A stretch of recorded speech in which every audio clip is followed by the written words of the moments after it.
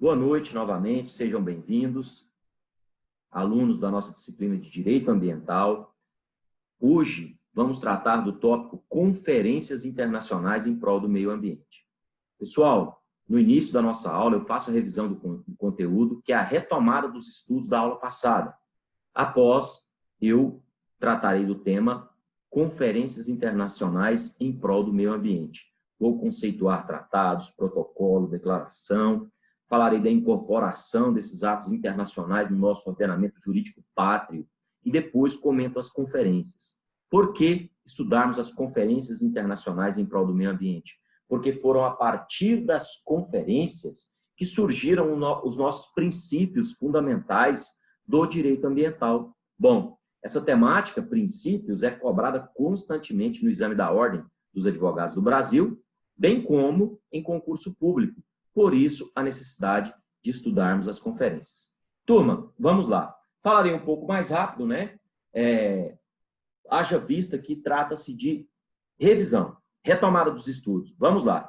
Na aula passada, este professor apresentou aspectos conceituais, bem como passou uma tarefa sobre a trajetória histórica do nosso direito ambiental, que está disponível no ambiente virtual de aprendizagem. Turma, falando dos aspectos conceituais do direito ambiental, lembrando que este professor está realizando a revisão do conteúdo da aula passada, retomada dos estudos. Pessoal, eu apresentei o conceito de direito ambiental, o conceito de ecologia, o conceito de meio ambiente. Classificamos o meio ambiente no seu aspecto natural, artificial, cultural e do trabalho. Falamos da natureza jurídica do direito ambiental, da autonomia do direito ambiental, tá? Bem como tratamos o direito difuso e direito coletivo. Então, vamos lá. Revisando. Doutores, eu falei na aula passada que todos têm direito ao meio ambiente ecologicamente equilibrado. Lembrando que a Constituição Federal, né, a nossa lei maior, reservou um capítulo para a proteção do meio ambiente, capítulo 6, título 8, né, que trata da proteção ambiental. Lá no seu artigo 225, a lei, né, leia-se a nossa Constituição Federal, ela apresentou o seguinte texto, né, no caput do artigo 225.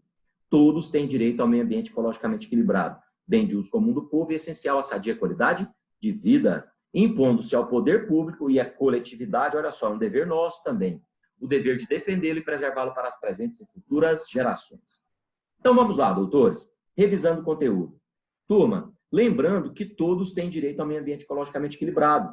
Sendo assim, este direito, ele pertence a uma pluralidade indeterminada ou indeterminável de indivíduos. A colega está pedindo para eu ir mais devagar. Tudo bem, doutora?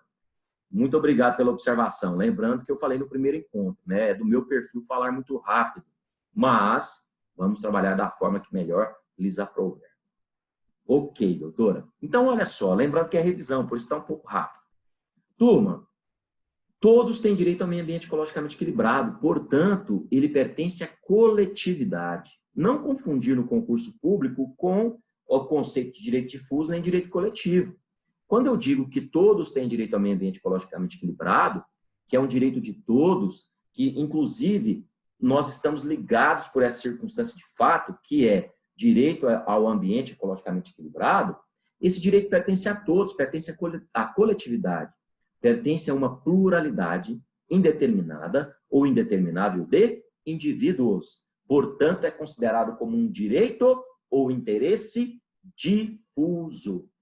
Professor, se cair uma assertiva, o direito ao meio ambiente ecologicamente equilibrado é um direito difuso, eu vou marcar como correta? Sim.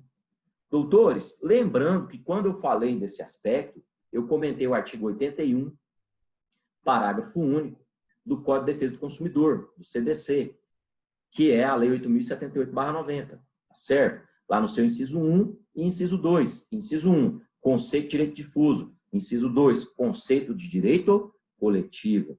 Lembrando que em um determinado dano ambiental, né, uma ação visando a segurança ambiental de todos, eu estou falando de direito de todos, de pluralidade indeterminada de indivíduos. Portanto, é um direito ao interesse difuso. Agora, os moradores, né, os produtores rurais do município de Brumadinho, uma ação visando assegurar, né, uma indenização pelos danos sofridos. Doutores, estamos falando de grupo, categoria ou classe, ligados entre si ou com a parte contrária?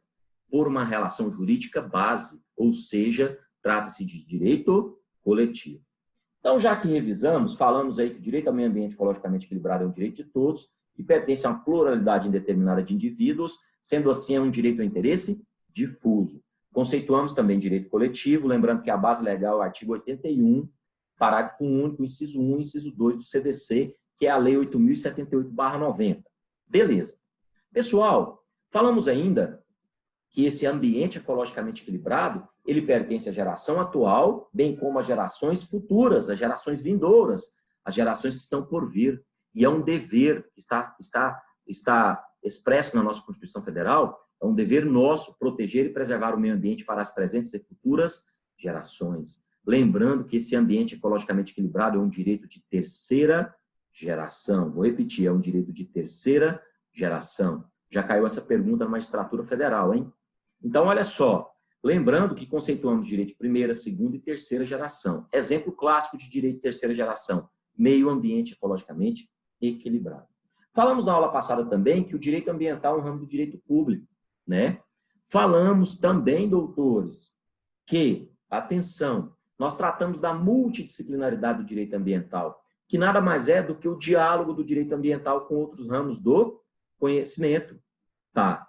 Tudo bem, doutora, tem autores que apontam como um novo direito de quarta geração. Tá. Atenção, lembrando que os direitos de primeira geração são os direitos individuais, correto? Direito à vida, liberdade. Revisando, lá das aulas de direitos humanos.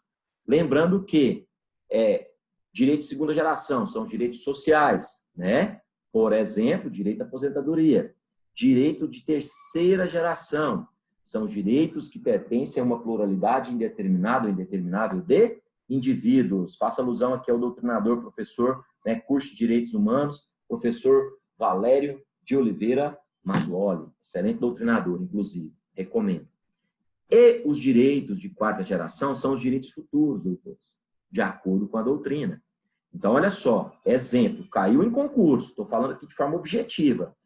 O direito ao meio ambiente ecologicamente equilibrado é um direito de primeira, segunda ou terceira geração?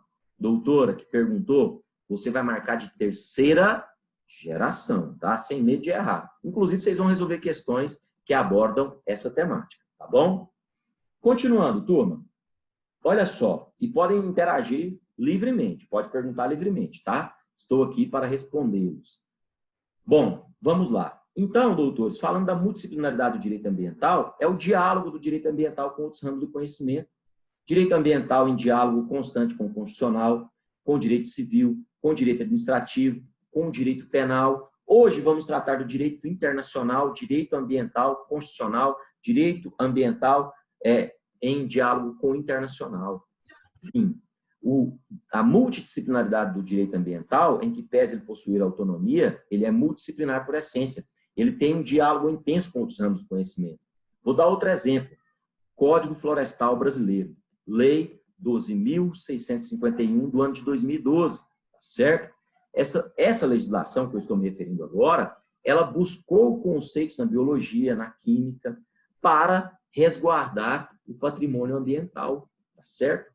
Então, doutores, o direito ambiental é multidisciplinar por essência. Olha, falamos que o direito ao meio ambiente ecologicamente equilibrado é um direito difuso, tá certo? Falamos que esse direito ao meio ambiente ecologicamente equilibrado é um direito de terceira geração. Falamos que o direito ambiental é um ramo do direito público. Comentamos a multidisciplinaridade do direito ambiental. Agora eu falo para os senhores, lembrando que o professor está revisando, agora eu falo para os senhores do conceito de direito ambiental, que nós tratamos na aula passada, né? Conceito de ecologia e meio ambiente. Vamos lá. Direito ambiental. Às vezes eu estou parando, tá, doutores? Porque eu estou admitindo os colegas na sala de aula, tá? Os colegas estão chegando agora. Então, olha só. Doutores, vamos lá. Direito ambiental. Em síntese, em suma, de forma objetiva, para que possamos entender melhor, o direito ambiental é um conjunto de leis que visa regular a relação do homem com o meio ambiente, buscando o equilíbrio ambiental, buscando o equilíbrio ecológico, visando a sustentabilidade. Ponto. Agora, professor, me fala do conceito de ecologia. Vamos lá. Ecologia é a ciência que estuda a relação de seres vivos entre si e com o seu meio físico. Ou seja, no seu sentido lato, no seu sentido amplo, ecologia é o estudo da nossa casa. Turma, atenção. Após conceituarmos direito ambiental, após conceituarmos ecologia, eu vou apresentar o conceito de meio ambiente. Conceito este que está no artigo 3º, inciso 1, da Política Nacional do Meio Ambiente, que é a Lei 6938 de 1981. Falei desse dispositivo legal no primeiro encontro, estou falando hoje, vou falar sempre da Política Nacional do Meio Ambiente, tá certo? Que é a Lei 6938 de 1981. Doutores, olha o conceito legal de meio ambiente. Meio ambiente para a legislação é um conjunto de leis, condições, influências e interações de ordem física, química e biológica que permite, abriga e rege a vida em todas as suas formas. Este é um conceito legal. Lembrando que faz necessário ir além, né? E classificar o meio ambiente no seu aspecto natural, no seu aspecto artificial, cultural e do trabalho. Primeiro, falo do meio ambiente natural, bem como do meio ambiente artificial. Turma, meio ambiente natural, ou bem como meio ambiente do trabalho, para depois explicar o artificial e o cultural. Olha o conceito de meio ambiente natural. É tudo que existe sem influência do homem. O ar, a água, o solo, tá certo? Não tem como errar em concurso. Olha só, base legal, dispositivo que trata da proteção do meio ambiente natural. Base legal, né? Só como referência. Artigo 225 da Constituição Federal. Doutores, e o meio ambiente do trabalho? É o local onde o ser humano desenvolve as suas atividades laborais. Base legal, artigo 7º da nossa Constituição Federal e artigo 200, inciso 8, da nossa Constituição Federal. Bom, turma, continuando, olha só.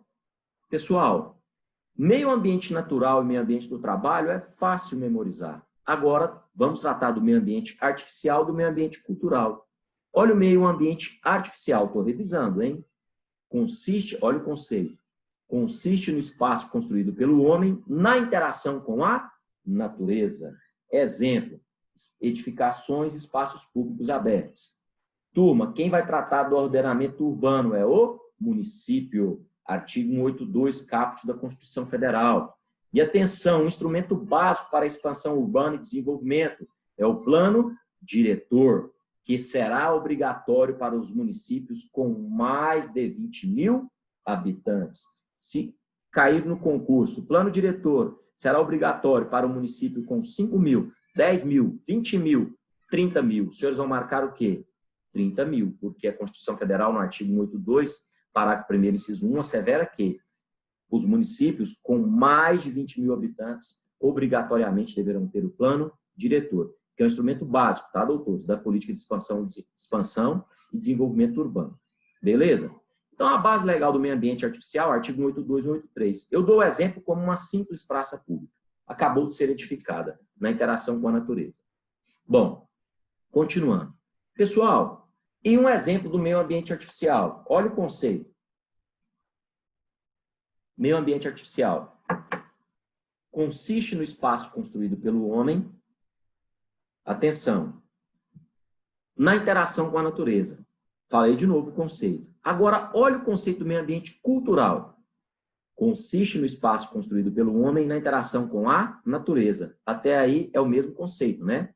Mas, se estamos tratando de meio ambiente cultural, detém um valor agregado especial. Memorização, para não errar em concurso. Meio ambiente cultural, valor agregado especial. Base legal, artigo 215 e 216 da Constituição Federal.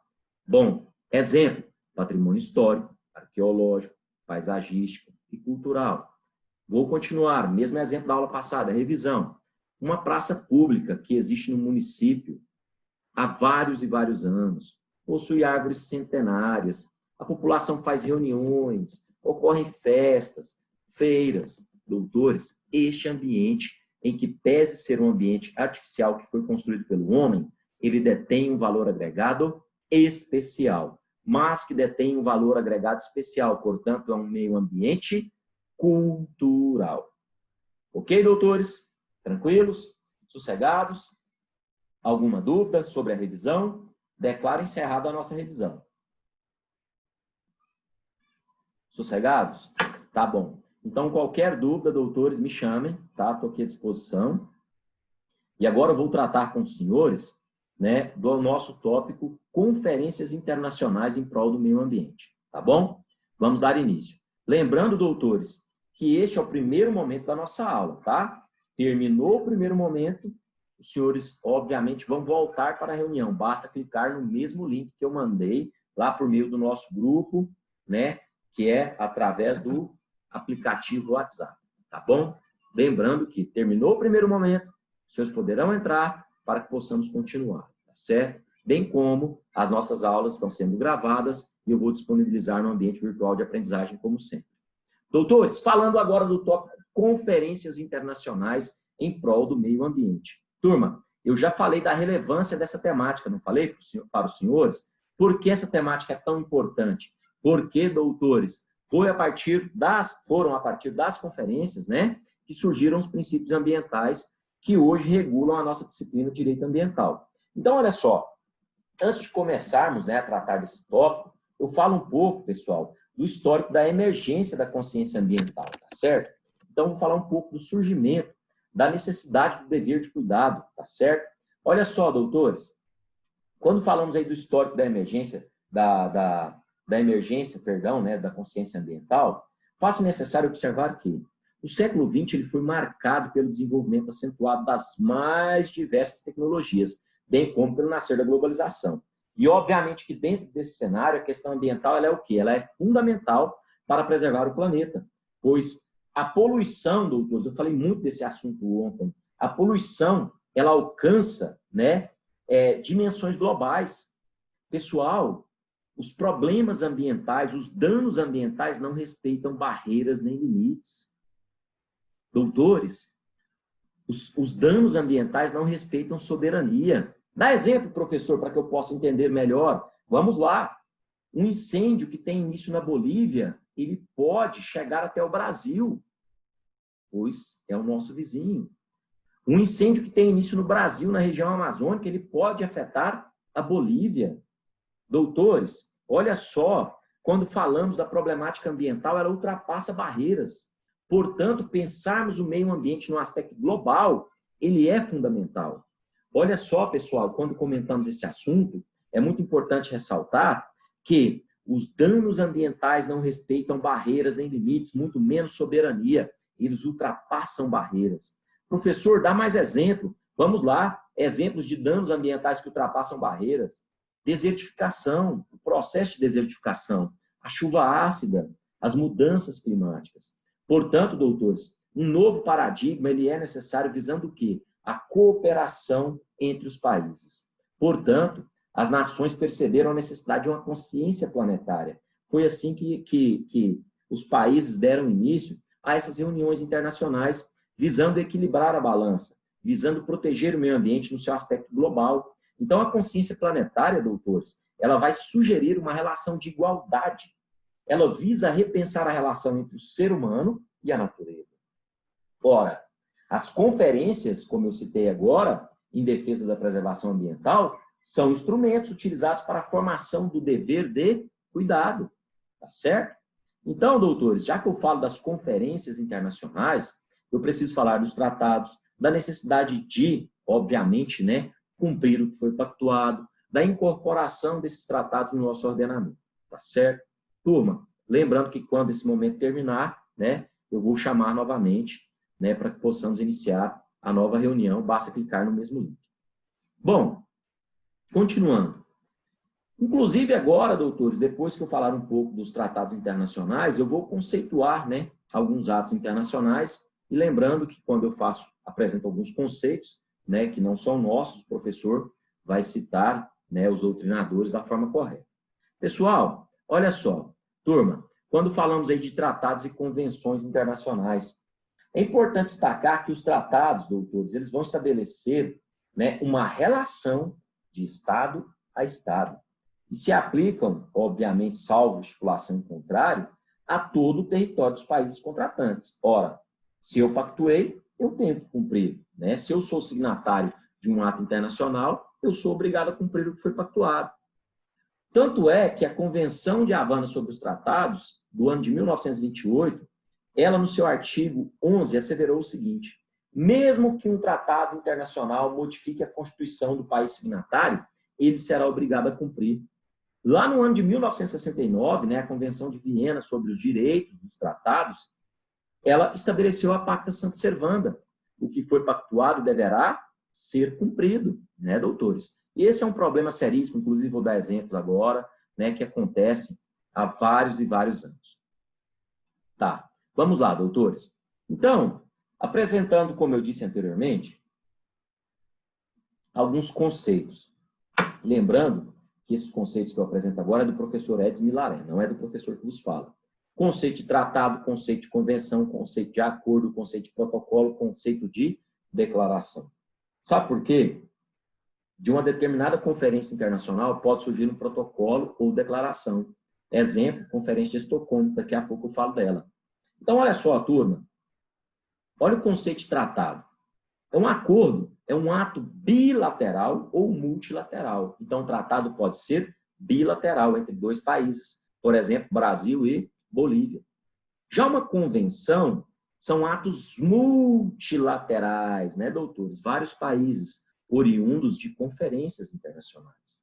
E o acordo? O acordo nada mais é do que um ajuste ou um acordo complementar que vai dar execução a outro ato anterior devidamente concluído. E o protocolo, professor? Conceitua, por favor.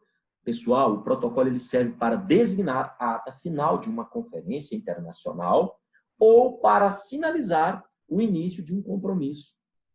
E a declaração? Vamos lá, vou conceituar e vou dar um exemplo de declaração. Ela serve para ratificar, para firmar o compromisso entre os países. Por exemplo, quando eu falo de protocolo, protocolo de Kyoto, tinha uma previsão de multas pesadas para os países que descumprissem. Quando eu falo de declaração, ela serve para ratificar, para firmar o compromisso. Os países signatários do Ato Internacional do ano de 2020, que visa a proteção das florestas, declaram que a todos os signatários, dentro de 5 anos, vão erradicar, vão acabar com o desmatamento. Eis um exemplo de declaração, tá certo? Tranquilos até agora, doutores? Se houver alguma dúvida, pode me chamar, tá? Estou à disposição. Então, olha só, turma. Como eu vou tratar de conferência internacional, né? Eu preciso falar da incorporação desses atos internacionais no nosso ordenamento, já que eu estou tratando de conferência internacional em prol do meio ambiente, tá certo? Lembrando, doutores, que o nosso meio ambiente ecologicamente equilibrado é um direito humano por essência, né? Sem sombra de dúvidas. Não existe dignidade sem um ambiente equilibrado. Não existe vida sem água, por exemplo. A nossa existência está atrelada aos recursos naturais. Portanto, doutores, o direito ao meio ambiente ecologicamente equilibrado é um direito humano por essência. E tem que ser considerado dessa forma. Precisa ser levado a sério, tá bom? Continuando aí, doutores. Então, olha só, pessoal. Quando nós falamos, né, dos conceitos, espero que todos tenham entendido bem, eu vou falar agora um pouco, né, ultrapassando essa fase, dos tratados no nosso ordenamento jurídico. Lembrando que se o país é signatário, ele é obrigado a cumprir, né, doutores? E agora eu falo dessa questão de incorporação e soberania. Então, vamos lá. Quem tem o poder de celebrar tratados, convenções e atos internacionais, que obviamente estão sujeitos a referendo do Congresso Nacional? É o presidente da República.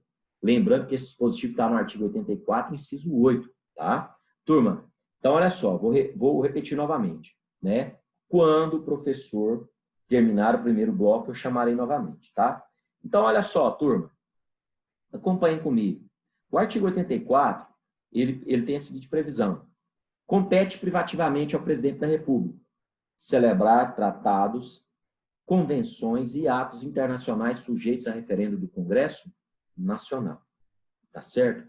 E o Congresso Nacional, ele tem uma competência que inclusive é exclusiva, é indelegável. É artigo 49, inciso 1.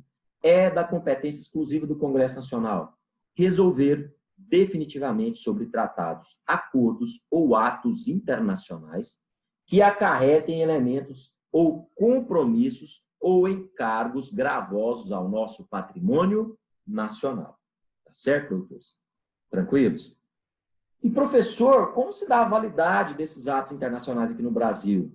A validade se dá por meio da promulgação que é realizada pelo Executivo, e esse decreto será assinado pelo Presidente da República e devidamente publicado no Diário Oficial da União. A partir desse momento, esses atos terão a sua plena eficácia. Tá bom? Doutores, lembrando que quando terminar, eu chamo novamente, tá? Para que possamos continuar. Vamos lá. Eu chamo não, senhores, basta clicar lá no link que eu mandei no grupo. Doutores, continuando aí o nosso estudo.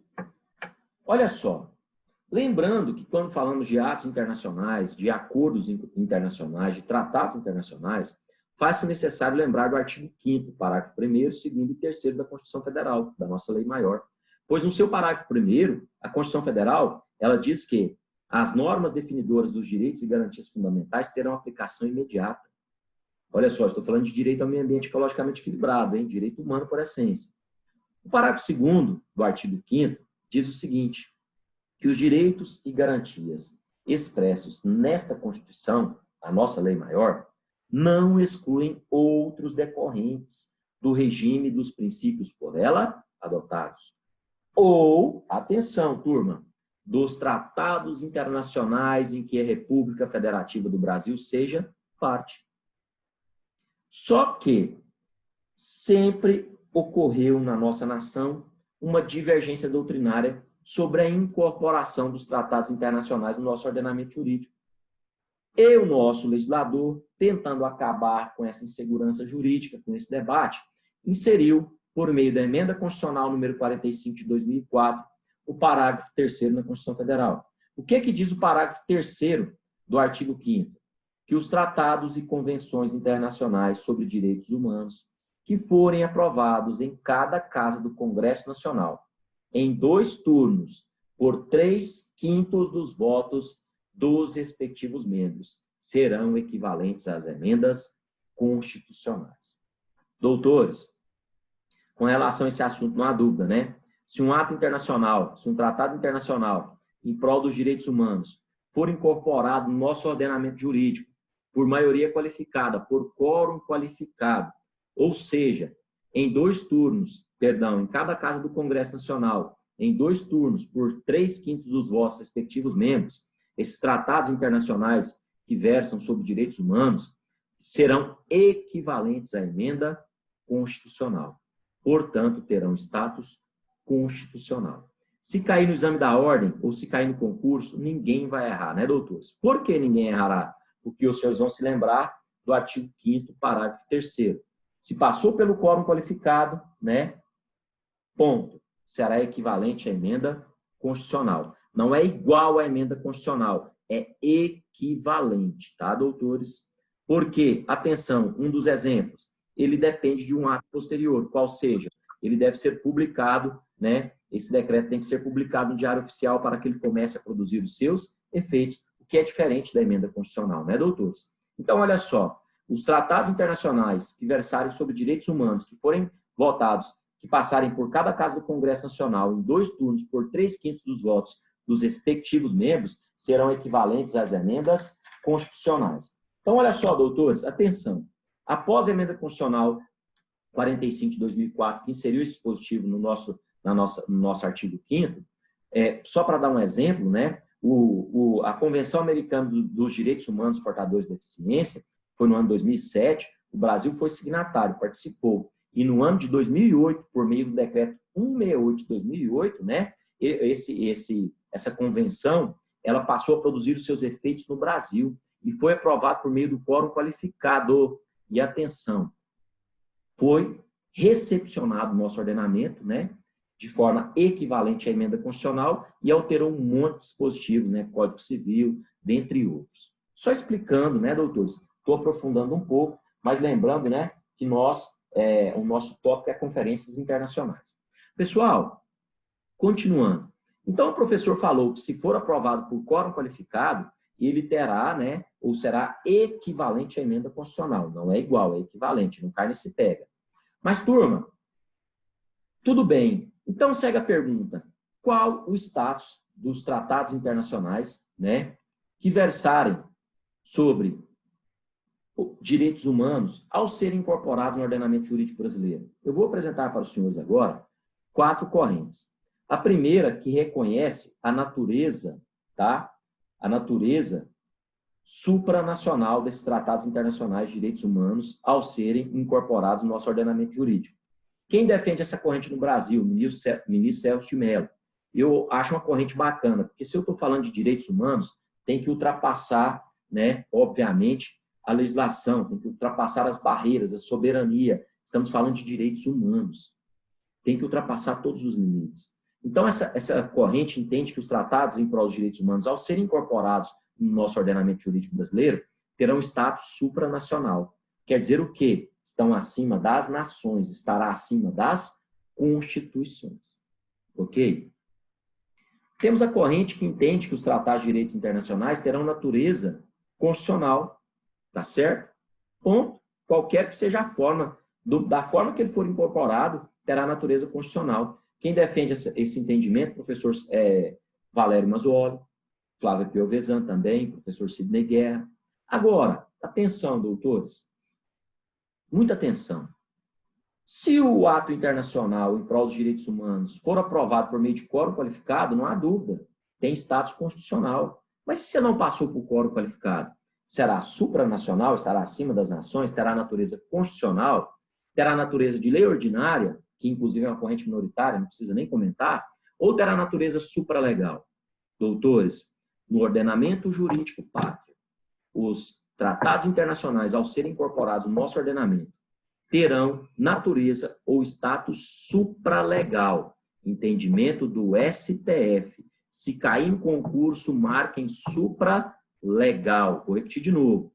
Tem status ou natureza supralegal. Quer dizer o quê, doutores? Está acima das leis, porém abaixo da Constituição. Tá certo? E os tratados que não versarem sobre direitos humanos, né? Eu faço alusão ao recurso extraordinário 008, né, do STF. Esse recurso extraordinário, ele tratou desse assunto, só vou confirmar aqui o número. Não, é 80004, perdão. Recurso extraordinário 80004, que tratou o quê? Irá prevalecer o que for mais recente, bem como aplicar-se ao princípio pro hominem, né? A lei que for mais benéfica. Mas, enfim, turma, o tópico nosso aqui é direitos humanos, meio ambiente e tratados internacionais. Os tratados internacionais, de acordo com o STF, que forem incorporados no nosso ordenamento jurídico pátrio em prol dos direitos humanos, que não passarem pelo quórum qualificado, terão status ou natureza supralegal. Vou repetir de novo, supralegal, de acordo com o STF. Vão marcar supralegal. Quer dizer o quê, doutores? Está acima das leis, porém abaixo da Constituição. Em que pese o STF ter esse entendimento para criar a súmula vinculante número 25, né, que trata da prisão do depositário infiel, que é ilícita a prisão do depositário infiel, qualquer que seja a modalidade de depósito. O STF utilizou-se, né, de um pacto que não passou pelo quórum qualificado e criou a súmula, edificou a súmula vinculante número 25, que inclusive é contrária ao artigo 5º, inciso 67, que fala da prisão civil. Mas tudo bem. Caiu em concurso, os senhores vão marcar supralegal. Os tratados em prol dos direitos humanos terão natureza supralegal. Estão acima das leis, porém abaixo da Constituição. Doutores, poderão tomar uma água 1 minuto só. Entrem novamente na reunião, que por meio do mesmo link que eu vou dar continuidade, tá bom? Aguardo os senhores.